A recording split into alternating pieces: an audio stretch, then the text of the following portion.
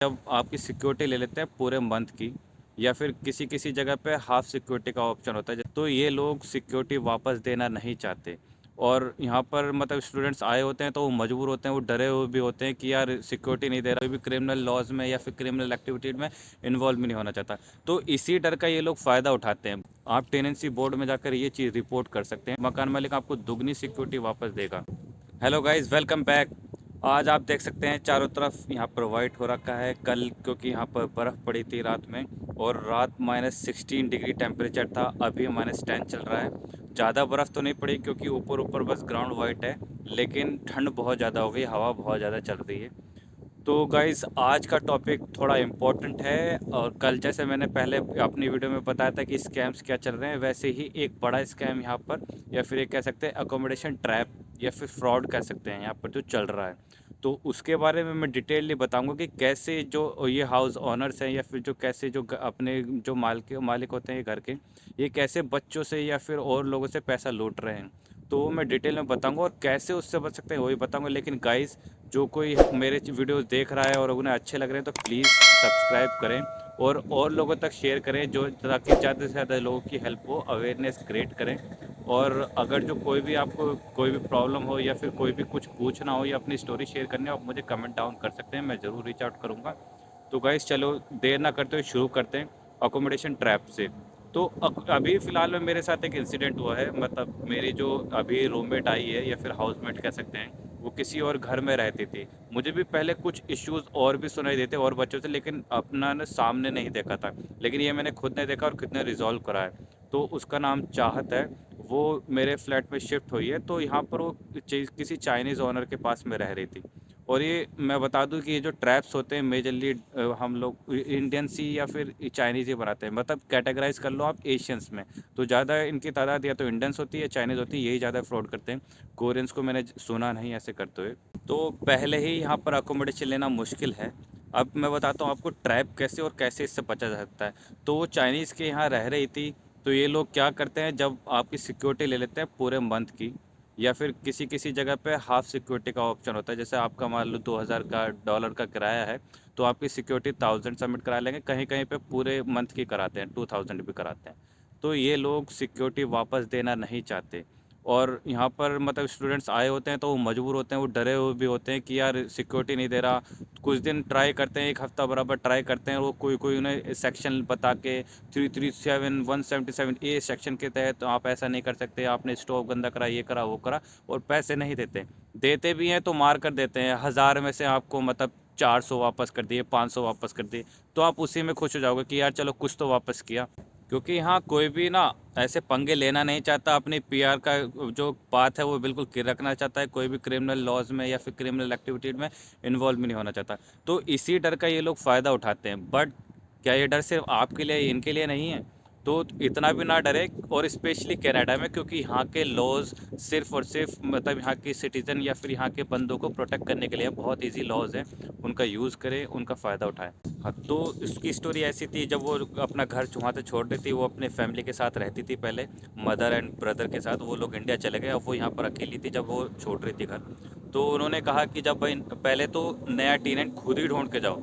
तो ये किसी भी टेनेंट की कोई रिस्पॉन्सिबिलिटी नहीं होती। अगर जो आपने कोई एग्रीमेंट साइन किया हो 1 साल का, और अगर आप पहले छोड़ रहे हैं तो अलग बात है।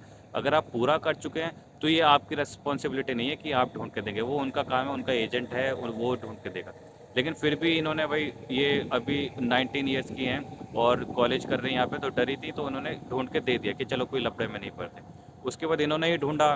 फिर जब ये सिक्योरिटी मांगने गई एक दिन बाद, तो उन्होंने कहा कि भाई मोस्टली क्या होता है कि कुछ चीज़ चल रही होती है, कुछ चीज़ नहीं चल रही होती, कुछ चीज़ ख़राब होती है। तो लेट द टेनेंट इन्फॉर्म कि वो सब चीज़ सही चल रही नहीं चल रही, तो उसके लिए 3-4 दिन का वेट करो।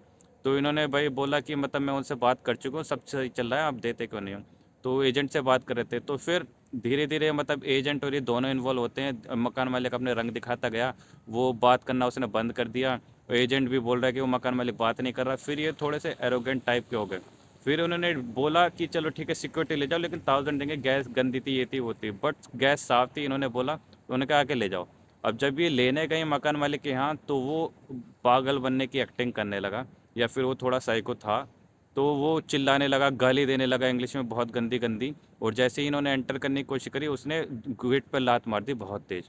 लकीली ये चीज़ अच्छी थी कि ये स्टेप बैक कर गई और इन्हें चोट नहीं आई और उन्होंने पुलिस को कॉल किया 911 को। बट जैसे कि ये हर्ट नहीं हुई थी तो पुलिस कोई एक्शन ले नहीं सकती थी, उसे वार्निंग दे के छोड़ दिया और ये वहाँ से आ गई। और तो अब इस केस में क्या हो सकता है? तो इस केस में यहाँ पर एक बॉडी है या फिर रेगुलेटरी बॉडी है, वो हेल्पिंग फॉर्म बोर्ड होता है। तो उसका नाम है टेनेंसी बोर्ड। आप टेनेंसी बोर्ड में जाकर ये चीज़ रिपोर्ट कर सकते हैं। टेनेंसी बोर्ड क्या कहता है कि अगर जो आप 15 डेज में एक पोस्ट भेजेंगे मकान मालिक को कि I want my security back, और अगर जो उसने 15 डेज़ में आपको वापस नहीं किया या फिर कोई रिस्पॉन्स नहीं किया, तो आपको उसको दुगनी, मतलब मकान मालिक आपको दुगनी सिक्योरिटी वापस देगा। ये रूल है। तो आप बिल्कुल ना दबें, और ये सिर्फ़ और सिर्फ टेनेंट्स को प्रोटेक्ट करने के लिए रूल है।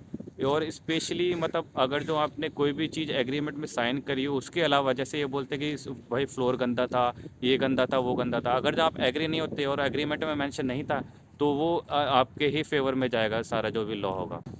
ऊपर से ये लोग कैश में रेंट लेते हैं। कैश में रेंट लिया तो ये लोग अपना टैक्स नहीं देंगे, तो ऐसे टैक्स बचाते हैं और ये सारी इलीगल एक्टिविटीज़ करते हैं। तो फिर मैंने एक बोल्ड मैसेज लिखवाया। मैंने कहा भाई टीएनसी बोर्ड से बात कर चुके, तो मैंने उनको बोला कि जितना दब के रहोगे उतना ही ये डिले करते रहेंगे और पागल बनाते रहेंगे, ये 15 डेज़ का टाइम आपका पूरा करना चाह रहे हैं। तो मैंने एक बोल्ड मैसेज लिखवाया कि लिखो कि मैं किसी भी नेगोशिएशन के लिए तैयार नहीं हूँ। I want my exact security bag, जो कि $1325 थी, $1325। तो वो लोग 1000 ऑफर कर रहे थे। तो मैंने कहा बिल्कुल भी नेगोशिएट मत करो, इस हरकत के बाद तो बिल्कुल भी नहीं कि उसने इतना हरेसमेंट किया।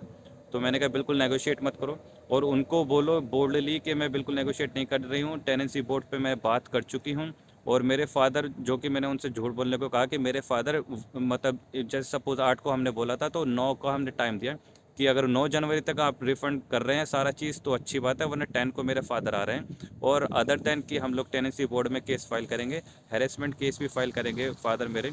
और उसके बाद मतलब आप कैश में सारा रेंट लेते थे, तो हमारे पास पूरा मैसेज में प्रूफ है कि आप कैश में रेंट लेते थे, तो आप ऑलरेडी एक बहुत बड़ी ट्रबल में हो। तो ऐसे एक बोल्ड मैसेज मैंने उस फॉरवर्ड करवाया। वो भी मैं आपको मैसेज दिखाऊंगा कि किस तरीके से मतलब हमने फ्रेम इन किया था। उसके बाद वही हुआ जो मैंने उनको कहा था कि बिल्कुल ये देखना भागते हुए आएंगे और आपका रेंट देंगे। वही हुआ 9 जनवरी को उन दोनों की बात हुई होगी, दोनों को इन्होंने मैसेज भेजा था। और 9 जनवरी इवनिंग को एजेंट बोलता है कि अब बताओ कहाँ पैसे लेकर आना है, हम लोग एक एग्रीमेंट साइन कर लेते हैं जो एंड एग्रीमेंट होता है कि हाँ अब लोग वही टेनेंसी एंड हो गई है, और जो मकान मालिक है, जो मतलब ओनर है और टेनेंट है, उसके बीच में कोई रिलेशन अब रहा नहीं। तो वो लाया, इजीली सारे पैसे दिए, साइन वाइन किया, ये सब तो बहुत इजी प्रोसेस हो गया। लेकिन अगर जो आप वहीं डरते तो इजीली आपके 300 $350 मार लेते और ऊपर से गाली और देते। तो ये भाई, ये तो भाई सहन नहीं होता। तो और ये कोई तरीका भी नहीं है। तो आप डरे ना, ये हाँ बहुत अच्छे लॉज़ हैं जो आपको प्रोटेक्ट करेंगे। और इतना ऐसा भी नहीं कि आपको तुरंत ही कोई भी क्रिमिनल लॉज में पकड़ के आपकी हिस्ट्री बेकार हो जाएगी, नहीं। पुलिस बुलाना कोई क्रिमिनल लॉ नहीं है। अगर जो आपके ऊपर हैरेसमेंट या कुछ हो रहा है तो पुलिस आप इजीली बुला सकते हैं, और कोई उसका वो नहीं है कि मतलब आप पे कोई, आपको हिस्ट्री में टैग किया जाएगा या फिर कोई हिस्ट्री क्रिएट होगी आपकी क्रिमिनल हिस्ट्री, ऐसा कुछ नहीं होता। मेरी खुद की मतलब मेरी ब्रांड न्यू बाईसाइकिल थी, हाइब्रिड बाईसाइकिल। वो चोरी हुई थी तो मैंने वो रिकवर करी और पुलिस को हैंड ओवर किया। तो मैंने पूरा बयान वगैरह सब यहाँ दिए थे। लेकिन कोई मतलब आपके फेवर में जाता है तो डरने की कोई बात नहीं। तो दोस्तों, ऐसे ही कोई चीज़ किसी और बंदे के साथ हुई हो या फिर आपके किसी के साथ हुई हो, आप शेयर करना चाहते हैं, आप मुझे कमेंट में ज़रूर बताएं। और thank you so much. Weather enjoy करें यहाँ का। और जो कि मुझे मतलब सर्दी बहुत पसंद है, तो मेरे लिए तो ये बहुत अच्छा वेदर है। अब आगे जब बर्फ़ पड़ेगी, मैं वैंकूवर में एक वीडियो इस पे बनाऊंगा कि बर्फ़ में यहाँ वैंकूवर कैसा लगता है। Thank you guys.